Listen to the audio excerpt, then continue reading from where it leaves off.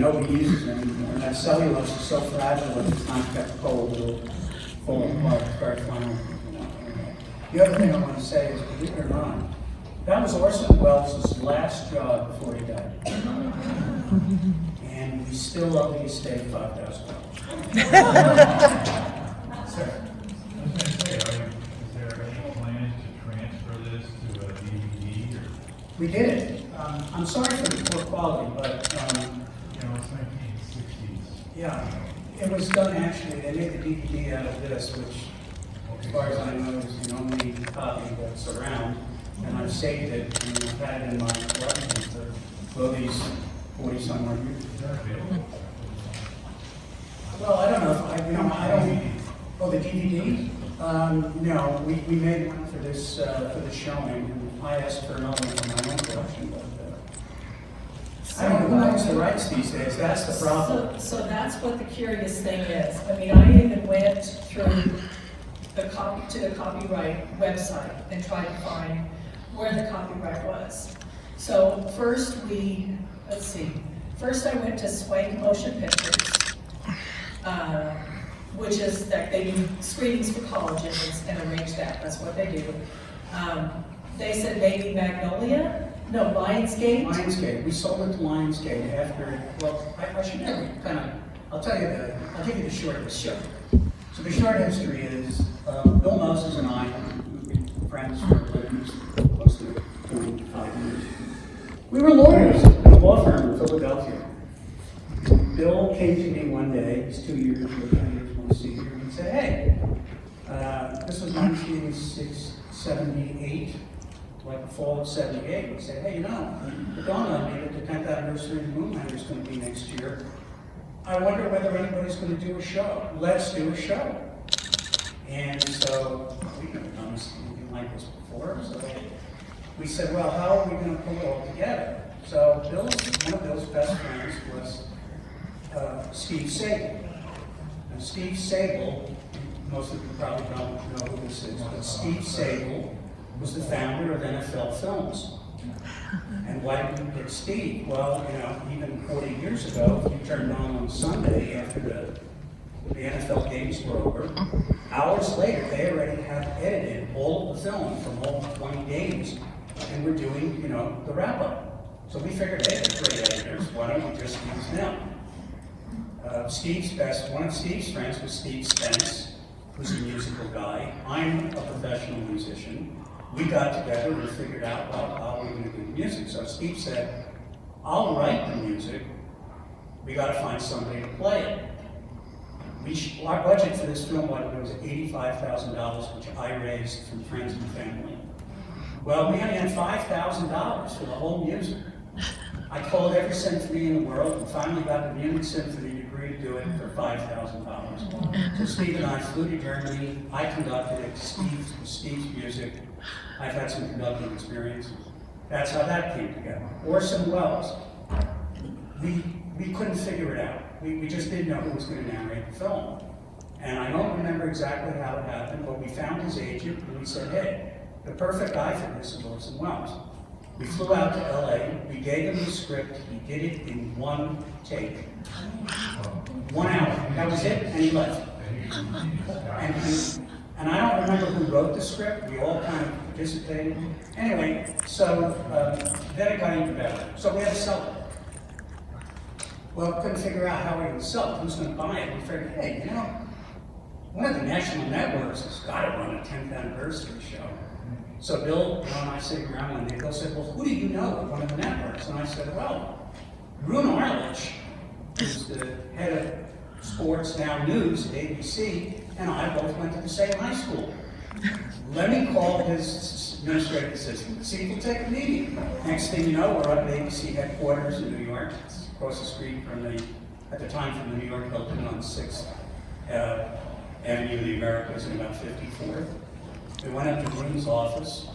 We kibitzed a little bit about Mepham High School on Long Island, and the next thing you know, Roone said, yeah, we'll do a 1-in-1. 1-in-1 means we'll buy one show and have the option for the second one. They paid us $250,000 on an $85,000 budget to do the 1-in-1. the reason it was so funny is the guy who was sitting next to him was Jeff Root, his assistant. Jeff married Robert Kennedy's daughter, and we were invited to the wedding. And I sat next to Meryl Streep at the wedding. This whole thing was like two lawyers from nowhere, and the next thing you know, we're traveling around the country, signing up Orson Welles, flying to Germany, and the whole thing. Anyway, it was serendipity. The whole thing was just. And it's still, you know, the funny thing is, here we are, 40 some odd years later, and I haven't seen the film probably in 25 years. And I gotta tell you, a couple of tears came, because when you think back on it, most of the people here, you know, contemporaries of that era, I think. Yeah, it was troubled times. There was no question that 1968 was probably the worst year this country's ever had after the Civil War.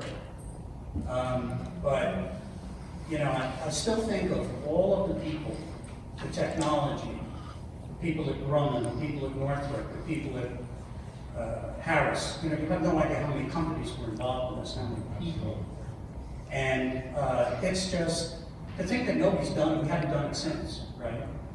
The engineering, and the other fact I want to tell you that makes it really special is, do you know that the computer that was on the module was a Commodore 64, and you have to be of a certain year to remember what a Commodore, it could barely play Pong, if you remember that game. Anyway, I don't want to monopolize, so let's get to it. I read somewhere that the RAM on the LIM was like 50K. That's what I'm saying, it was a Commodore 64K. That's what it was.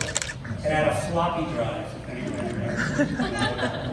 Your cell phone has more power than all of those computers. Yeah, I mean, it was pure, it was pathetic, and yet it worked. And you gotta remember, and the other thing you can see is we had film of them sitting in the lunar module with slide rules. They were doing the math, trying to figure out, and they didn't show you the part where on the way back, remember, Neil Armstrong had to approach Earth's atmosphere manually because the telemetry system was broken.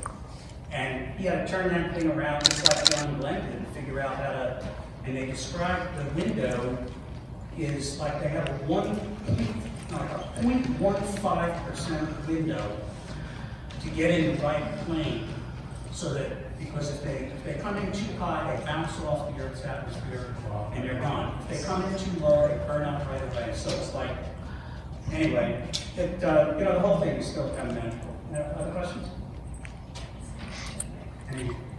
He's got another Well, I question. was still wondering how Yeah. somebody could obtain like a copy of that. Oh, and- Possible. Okay, so that's the Reasonable cost. I mean, So- the film cost, the actual footage, $0. Copying cost. This is all available. You can go to the archives in Washington, sit there like we did for hours and hours and hours, hold miles and miles of film together, find an editor, sit there like filmmakers do. Filmmakers, the first time in my life I had that badge that said filmmaker. I thought I was a lawyer, filmmaker. Not got promoted. Yeah, I got to say everything. I run a paralegal studies program here now since July. The first thing I found out, because I have a JD in academia, that's a doctorate degree, so everybody calls me doctor, and I don't know who they're talking about. And now I find out I'm a filmmaker, so here I am, 2 months. So, Now you can see the Spielberg. Here's the yeah, question. well, no, I mean, I've met Steven Spielberg, but he thought it was cute. I mean, cute. Yeah, go ahead. I'm curious, William Shatner just went into space and came back. And I understand he was being interviewed. He flew at 125,000 miles per hour, and he was describing what it did to his face. I'm curious to know what you think about the future of humans going into space like William Shatner. What do you think is going to happen? Well, first of all, you know, William Shatner's not my lane, because I'm a Trekkie.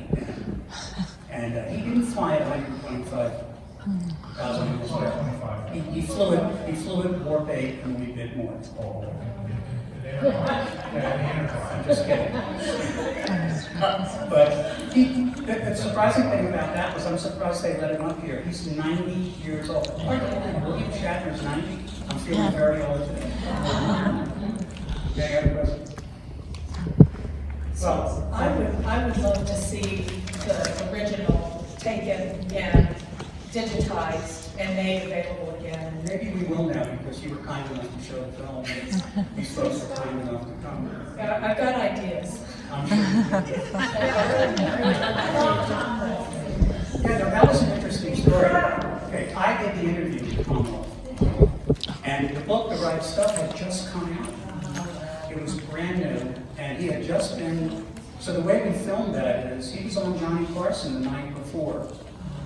And so because he was in New York, he dashed up on a Metroliner from Philadelphia and stood outside the, we waited in Ed McMahon's office until he was done and asked him if it would be okay if he did the recording. He said he couldn't do it that night because it was late already, but we set it up. It was about 9:30 in the morning. We did it at the Hilton Hotel. And I wrote the questions, and I didn't really need it. He's like, he was natural. He was all over the United States promoting the book. We just let him talk, and then we edited it later on. He was bad. But Orson Welles, I mean, it was like, how did you get Orson Welles? I told you, it's a freak. Somebody knew his agent. Next thing you know, they said, get your ass on a plane and go to LA. And he's waiting, and he's got 1 day. And we said, okay, well, we'll probably do 2 or 3 takes. No, 9:30 in the morning to 10:30. And he said, you know what, I'm hungry, I'm going for lunch. That was it. He was that old, but he died weeks later.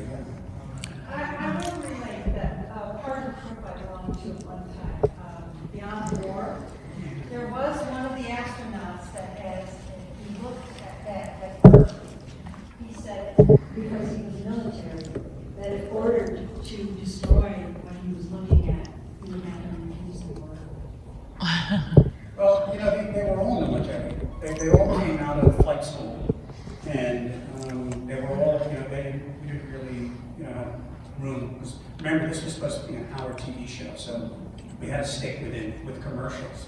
So it was actually like 52 minutes plus allowance for 8 minutes of commercials.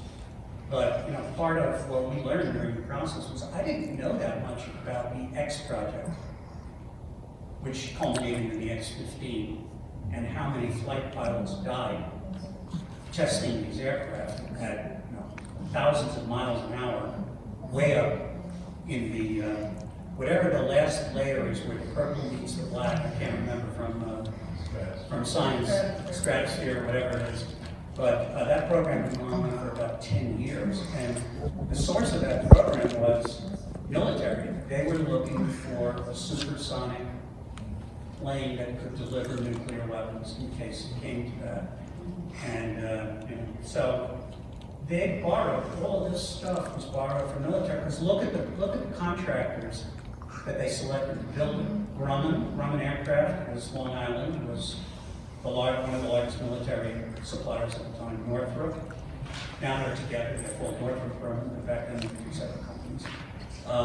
Most of the engineering was done at the State University of New York at Stony Brook, which is out on Long Island, close to Grumman, where all the engineers from Grumman came from. AT&T was involved. Believe it or not, AT&T has huge military contracts. You wouldn't believe it. They do all the communications, divisions of the military. IBM was involved. That's Bill, my partner, eventually became the head of media at IBM because of this. And he was the one that put the IBM clocks in the Olympics. So, we've all come a long way. Bill Afterwood became the general counsel for the National Basketball Association. His best friend was Dave Catt. Dave retired just died, the commissioner of basketball. And then he became the first general counsel of HBO. And, he just was a good stock lawyer, and we were just great friends. Now we're in a business I can't talk about because it's probably not good in the college campus, but we're doing very well with that too. I'm 70, Bill's 75. It's still kind of a labor of love. I was 27 maybe, Bill was 32. We didn't know what we were doing. We really didn't. Not for Steve. Steve died 3 years ago. His son, Ed, now runs that company, NFL Films. which is the largest film editing company in the world. Their campus in Cherryville, New Jersey is the size of 3 football fields. It's a huge business today. Well, the NFL's small building business. But, so everybody's kind of got history from it. And you know, it's a little tiny nothing, you know, I mean, it was a television show. But it holds up. I think it really is. And then we sold it to a company to put it on airplanes all over the world. So it was like, you know, when they used to show films on airlines, so this was easy because it was 1 hour. See it on a lot of flights. And then Lionsgate bought it and syndicated it all over the world. And then we don't know where it lands now. So have you tried to contact Lionsgate to see? Yep. We did. Yep. Contacted Link. Lionsgate, they said no. Contacted, there's another company that they saw maybe Magnolia. Vortex or something. The first video company went out of business, went bankrupt, and they were acquired, their assets were acquired by another company, and that company went bankrupt. And then those assets were supposed to go to Lionsgate, but nobody is claiming Well, it the right good now. news is in 2029, I will be able to go to the USPTO and reacquire the company. Excellent. 50 years. Yeah, 50 years. So if I'm still around, hopefully in 2029, I'll. So, how long is the copyright? Sorry? Wasn't it, you know, Warner that we contacted? Yeah, we tried I tried Keno over too, yeah. I think it's just that, you know, it's a period piece that probably just outlived its commercial usefulness, and so they just figured it out. But the strange thing about it is that all of those years, with all of the different permutations of copyright owners and signings, no one ever asked me for the original cellulose film, or the master. And that's what you could digitize and make it something. And that's what I can use, so, yeah, maybe we'll do it as long as it's So, I'm sure the yes, ma'am. so because you have the original cellulose, does that make you the owner of the film? No, it's, we assigned the copyright, lock, stock, and barrel, you know, complete assignment to Lionsgate. After we had, by the way, we grossed $850,000 on an $85,000 budget. My investment, and this is in 1980 money, so it's pretty good. Most, you know, when I think of all of these logos in Hollywood, we spend $100 million on a picture and it makes $20 million in the box office. We thought we did pretty well. So how is it still Orson Welles state $5,000? Oh, because believe it or not, he did the job for $10,000. It was $5,000 down and $5,000 on completion. Well, he completed it, and they never sent us a bill for the other $5,000. We tried for years to try to figure out who was the executor of the estate, or who one of his heirs was, and nobody came forward. We advertised it in the LA newspaper, and so I still have a $5,000 check sitting in my drawer, in my memory drawer, that's made out to Orson Welles that maybe someday some grandchild or great-grandchild will come forward. His daughter lived in Sedona. Beatrice Wells lived in Sedona. Oh, yeah. Oh, really? Yeah. Yeah. I'm telling you, we tried to find a year, we hired somebody, but, you know, I wasn't gonna spend $20,000 on a $5,000 check. You got the right stuff. Just Yeah. Yeah. So thank you so much for being here, Rick, and this is our gift to you for coming. This is made by Rick